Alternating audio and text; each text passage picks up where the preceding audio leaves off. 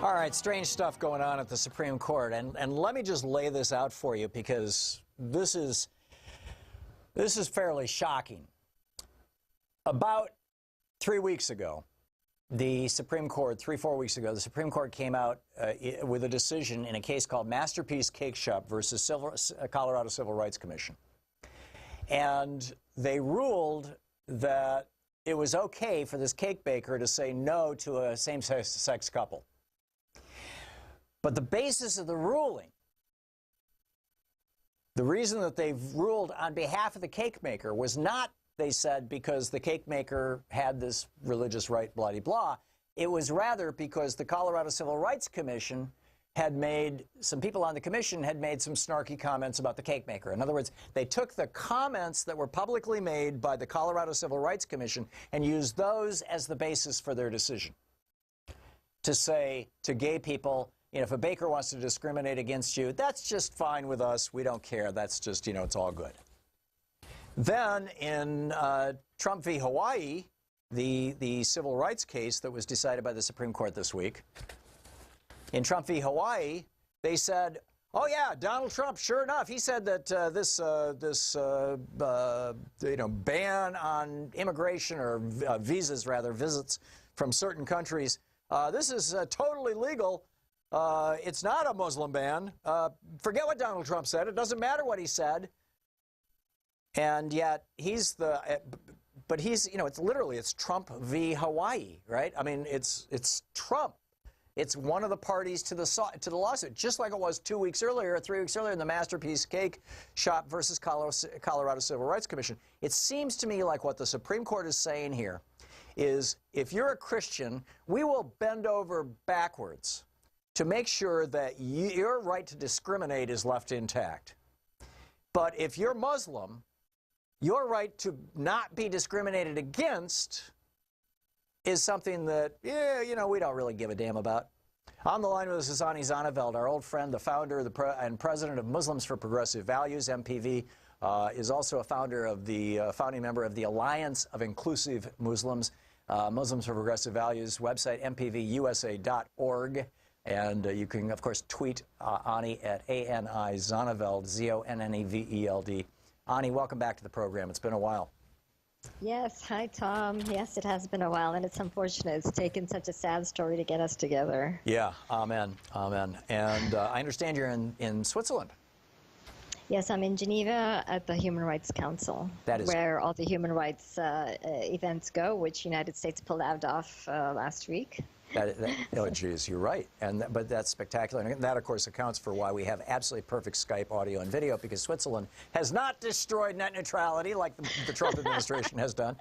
So anyhow, I wanted to get your thoughts on all this. The Muslim ban, the state of relations in the United States. You know, how are the people of the rest of the world viewing us, since you're in Switzerland at the human rights fill in the blank the name, yeah, the council there. Go off on a riff here, please, Ani. Okay, well, sitting here in the United States, here in Geneva, I was really stunned by the Supreme Court decision. I actually did not expect that. And I did not expect that specifically because of the precedent from which they made the cake baker, the cake master case decision. And you know, the fact that, okay, well, fair enough, the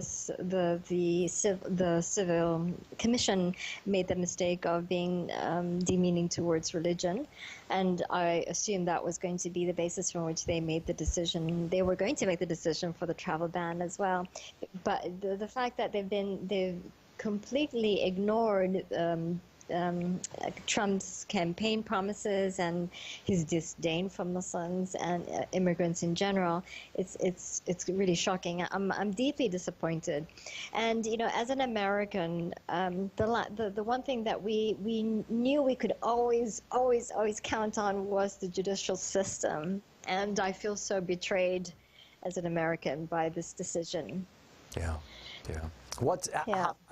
It seems to me that this is also to dance very lightly around the trope of, you know, Muslims as terrorists, but it seems to me, whether this was Muslims or any other ethnic group or political group or ethnicity, Race, race or even country of origin, Italians, Right. that when you begin explicitly discriminating against people, you empower the most radical elements among those people. Can you speak to that?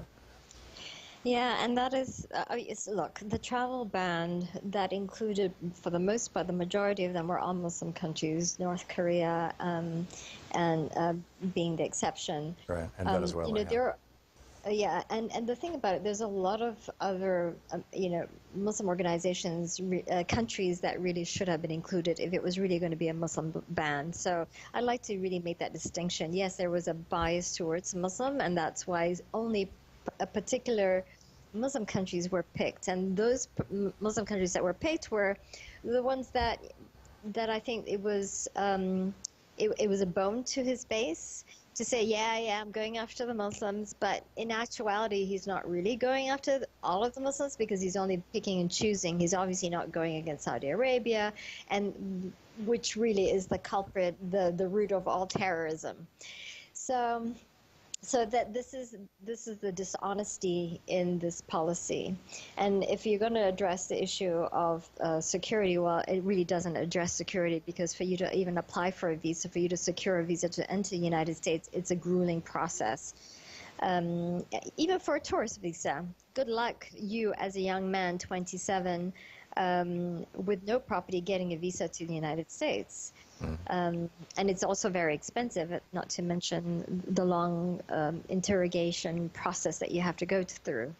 But here, sitting here in Geneva, where this is truly a global city, Human Rights Council, where this is where all the human rights issues are being addressed.